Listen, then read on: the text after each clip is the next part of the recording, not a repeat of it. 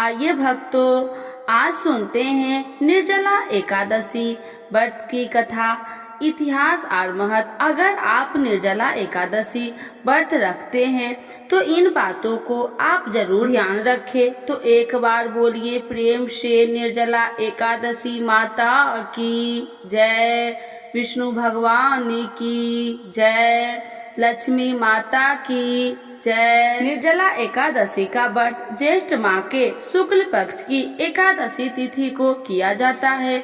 हिंदू धर्म में एकादशी व्रत का मात्र धार्मिक महत्व ही नहीं है, ये व्रत मानसिक एवं शारीरिक स्वास्थ्य के लिए से भी बहुत महत्वपूर्ण है।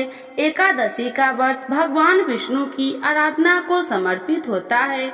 इस एकादशी का व्रत करके श्रद्धा और सामर्थ्य के अनुसार दान करना चाहिए।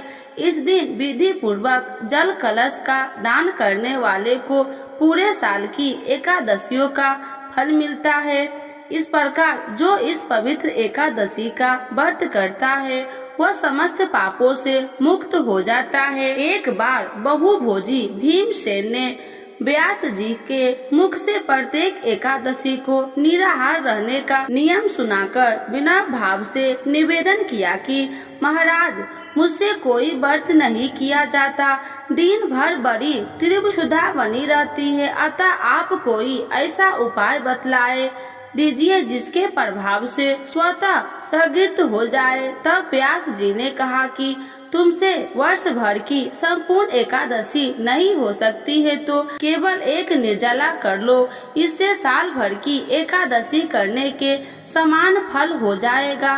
तब भीम ने वैसा ही किया और स्वर्ग को गए। इसीलिए यह एकादशी भीमसेनी एकादशी के नाम से भी जानी जाती है। निर्जला एकादशी का महत्व। निर्जला एकादशी यह व्रत बिना जल ग्रहण किए और उपवास रखकर किया जाता है। इसीलिए यह व्रत कठिन तप और साधना के समान महत्व रखता है। हिंदू पंचांग के अनुसार वृषभ और मिथुन संक्रांति के बीच शुक्ल पक्ष की एकादशी निर्जला एकादशी कहलाती है। इस व्रत को भीमसेन एकादशी या पांडव एकादशी के नाम से भी जाना जाता है। पौराणिक मान्यता है कि 5 पांडव एक भीमसेनी ने इस व्रत का पालन किया था और वैकुंठ को गए थे, इसीलिए इसका नाम भीमसेनी एकादशी भी है। सिर्फ निर्जला एकादशी का व्रत कर लेने से अधिक मास की 2 एकादशी सहित साल की 25 एकादशियां व्रत का फल मिलता है। जहां साल भर की अन्य एकादशी व्रत में आहार सेवन का महत्व है, वही निर्जला एकादशी के आहार के साथ ही जल का संयम भी जरूरी है। इस व्रत में जल ग्रहण नहीं किया जाता, यानी निर्जला रहकर व्रत का पालन किया जाता है। यह व्रत मन को संयम सिखलाता है और शरीर को नई ऊर्जा देता है।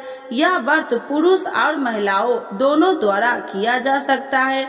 व्रत का विधान है, दिन भर इन बातों का ध्यान रखें। पहला, पवित्रीकरण के समय जल आचमन के अलावा अगले दिन सूर्योदय तक पानी नहीं पिए। दूसरा, दिन भर कम बोले और हो सके तो मौन रहने की कोशिश करे।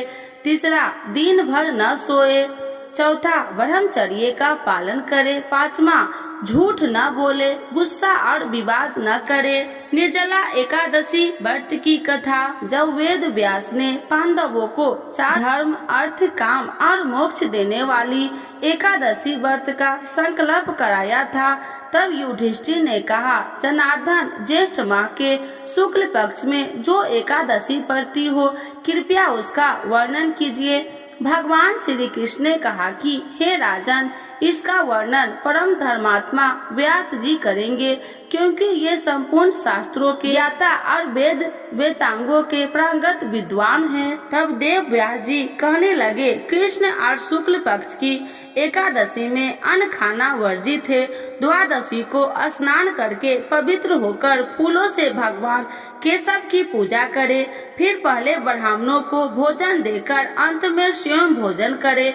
यह सुनकर भीमसेन बोले, परम बुद्धिमान पितामह, मेरी उत्तम बात सुनिए। राजा युधिष्ठिर, माता कुंती, द्रौपदी, अर्जुन, नकुल और सहदेव ये एकादशी को कभी भोजन नहीं करते तथा मुझसे भी हमेशा यही कहते हैं कि भीमसेन एकादशी को तुम भी न खाया करो, परंतु मैं उन लोगों से यही कहता हूँ कि मुझसे भूख नहीं सही जाएगी। भीमसेन की बात सुनकर व्यास जी ने कहा, यदि तुम नरक को दूषित समझते हो तो और तुम्हें स्वर्ग लोक की प्राप्ति अभिष्ट है तो दोनों पक्ष की एकादशी के दिन भोजन नहीं करना।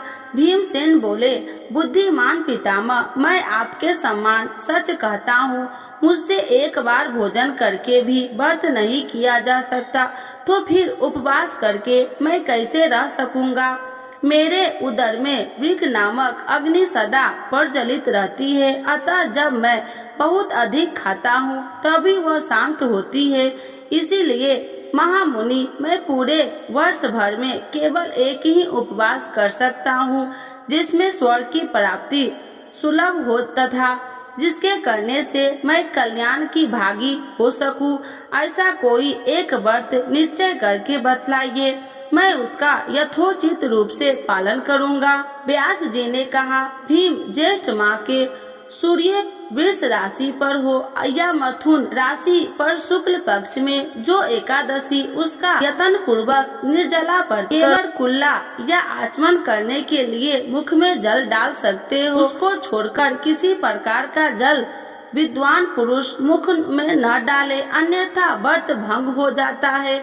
एकादशी को सूर्योदय से लेकर दूसरे दिन सूर्योदय तक मनुष्य जल का त्याग करे तो यह व्रत पूर्ण होता है। इसके बाद एकादशी को प्रभात काल में स्नान करके ब्राह्मणों को विधि पूर्वक जल और स्वर्ण का दान करे। इस प्रकार जब कार्य पूरा करके जितेंद्रिय पुरुष ब्राह्मणों के साथ भोजन करके वर्ष भर में जितनी एकादशी होती है उन सब का फल इस निर्जला एकादशी से मनुष्य प्राप्त कर लेता है। इसमें तनिक भी संदेश नहीं है।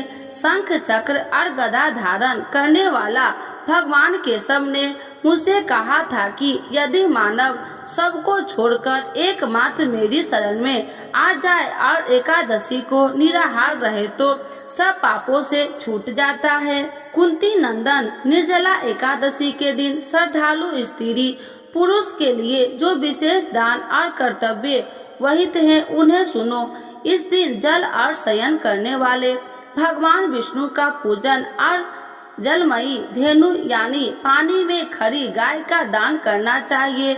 सामान्य गाय या घी से बनी गाय का दान भी किया जा सकता है। इस दिन दक्षिणा और कई तरह की मिठाइयों से ब्राह्मणों को संतुष्ट करना चाहिए।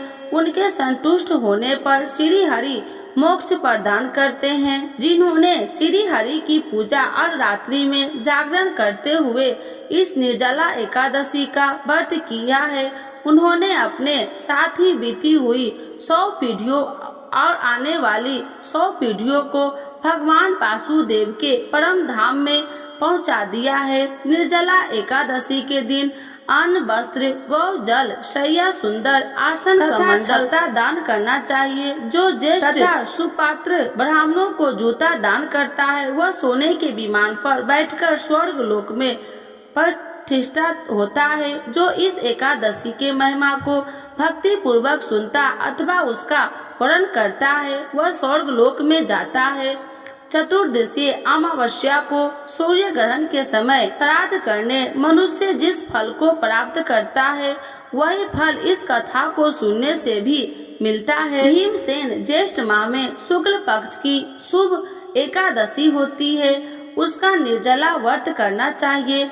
उस दिन ज्येष्ठ ब्राह्मणों को शक्कर के साथ जल के घड़े दान करने चाहिए। ऐसा करने से मनुष्य भगवान विष्णु के समीप पहुंचकर आनंद का अनुभव करता है। इसके बाद द्वादशी को ब्राह्मणों भोजन कराने के बाद स्वयं भोजन करे। जो इस प्रकार पूर्ण रूप से पाप नाशनी एकादशी का व्रत करता है वह सब पापों से मुक्त हो आनंदमय पद को प्राप्त होता है। यह सुनकर भीमसेन ने भी इस शुभ एकादशी का व्रत आरंभ कर दिया। तो एक बार बोलिए प्रेम से निर्जला एकादशी माता की जय, भगवान विष्णु की जय, लक्ष्मी माता की जय।